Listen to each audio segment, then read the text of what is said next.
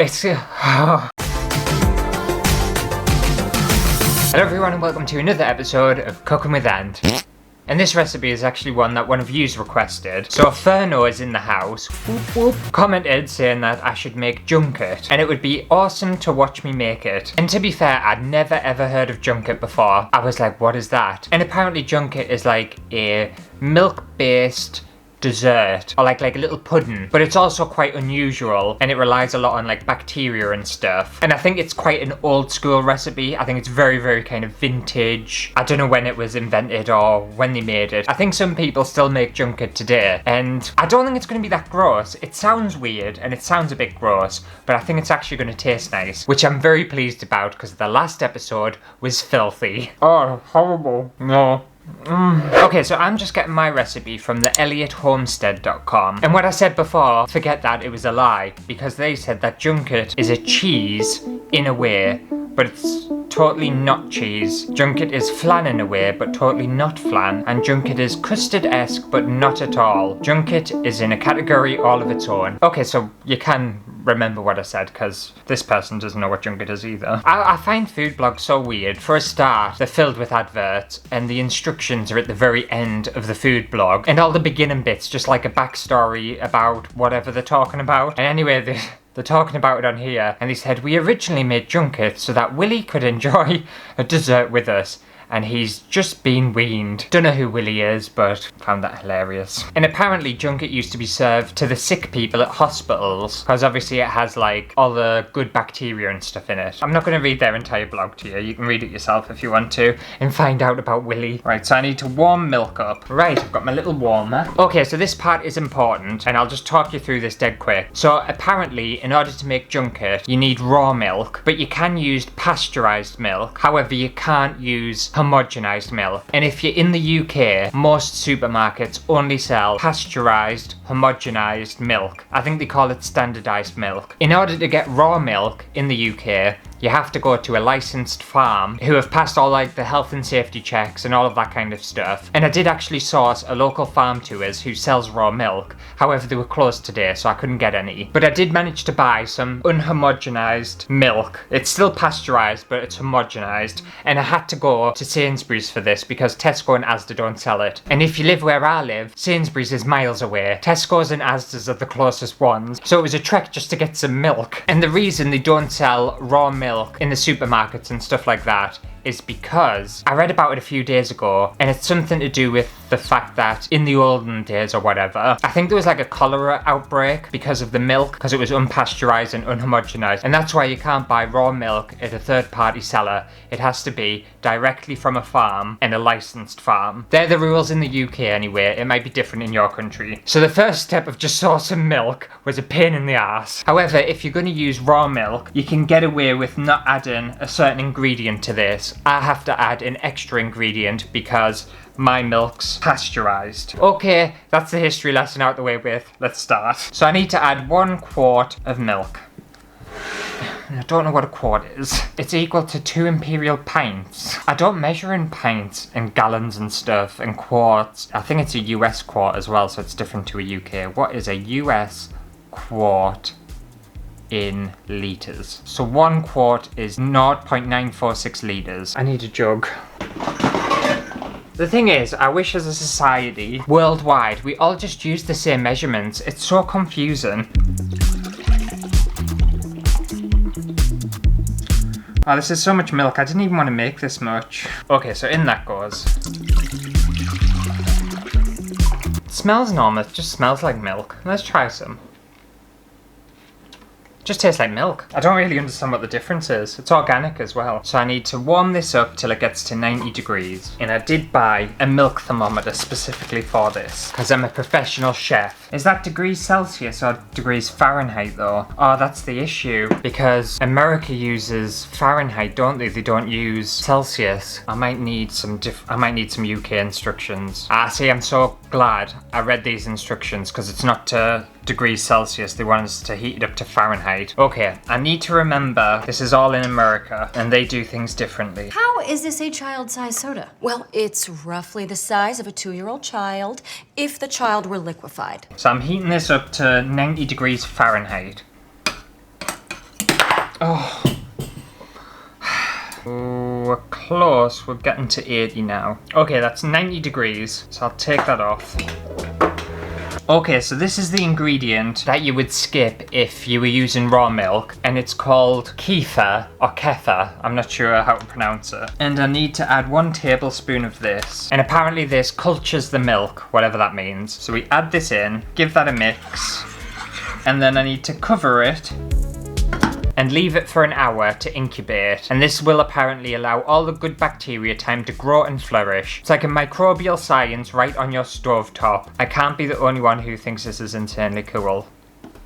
You could be. Right, so I'm done with this first step, so I'll put this to one side and then I'll come back and we can do more stuff to the milk. Okay, so my milk should be fully incubated now. I'll take that off. It looks the same as what it did before, to be fair, so I don't know what's happened in there, but something clearly has. Okay, so now I need to mix 1/4 teaspoon of salt. In that goes. I need 1 teaspoon of cinnamon. In that goes. I need 1/2 teaspoon of ground nutmeg. There's a lot that goes into this. In that goes. Also, in this recipe, it said 1/2 teaspoon of cardamom. By the way, I think I've always called it cardamom. I didn't realise it was called cardamom. But unfortunately, I couldn't find any at the shops. So instead, I thought I would use cloves, because that sounds like it's the same. So I'm just going to add cloves to mine. Oops. There we go. Now I need 1/2 cup of maple syrup. In that goes too. And also, by the way, I think junket can be made in like loads of different ways and you can add loads of different flavours to it. I'm just following the one recipe. I don't know whether there's obviously loads more and loads of different ways to make it, but I'd never heard of it before. This is the only way I know. And then I stir that to combine. Okay, so another ingredient you're going to need for this, which might sound weird or unusual, and it's called rennet. And I don't even know what rennet is. I think it's like an animal byproduct. Oh no, because this one's suitable for vegetarians and vegans, and it's gluten-free. But this is essence of rennet. I think normal, traditional rennet is an animal product. But I could be wrong, you'll have to look that up. So I need 2 drops of liquid rennet, and I need to dissolve it in 1/4 cup of filtered water. But I don't have filtered water, so this is just tap water, and I'm sure that'll be fine. Only 2 drops. Feels like it's pointless putting this in.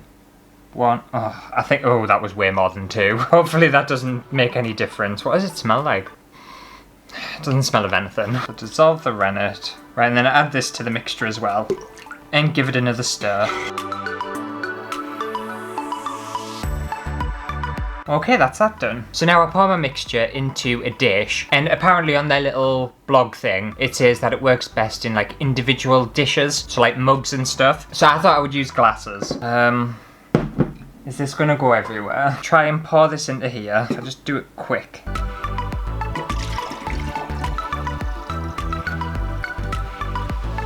There's one done, and the majority of it on the table.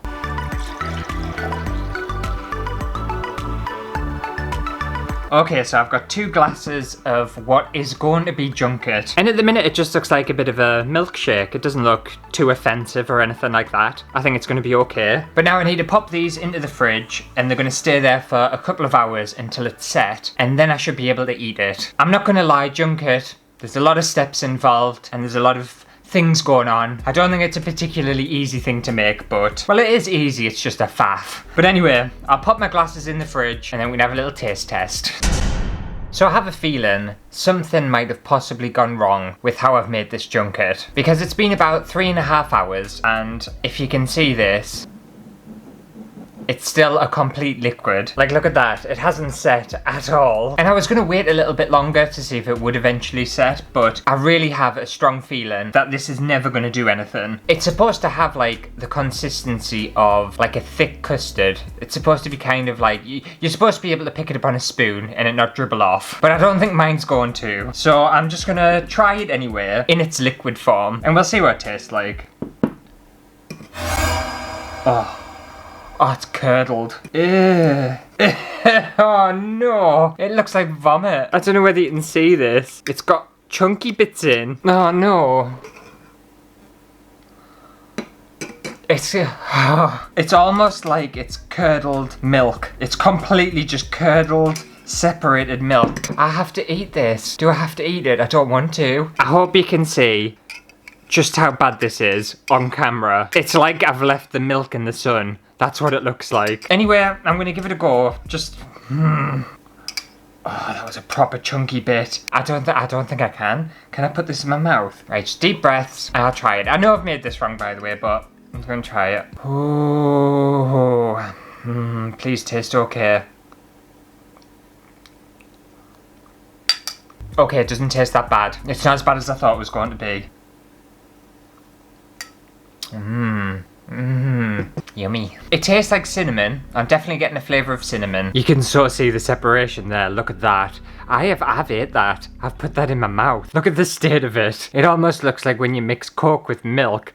Or like orange juice and milk. So obviously something hasn't gone right. I don't know what I've done wrong. I feel like I followed all of the instructions, but I've clearly missed something or I've done something not quite right. I feel like it was close to setting. It got chunks, but it just missed out on becoming a proper junket, so that was a shame. Didn't taste awful though. I didn't mind it. It was just the appearance of it really put me off. I should have some good bacteria in my stomach now, so that's fun. But if any junket experts out there know what I've done wrong, feel free to let me know in the comments below. Not that I'll be making it again, but you know, just so I know that it was obviously my mistake. Well, I know it was my mistake anyway. No one needs to tell us that. But thank you very much, Ferno is in the house, for recommending I try to make junket. Obviously, I'm very sorry that I've let you down and I couldn't make it. But if you have any other weird or gross recipes that you want to be featured in the next episode of Cooking with Ant, then feel free to leave your suggestions in the comments below. And I guess I'll see you next week for a brand new video. I'm gonna have to wash this table. This table is so sticky. Everything's sticky actually. I don't know what I've done.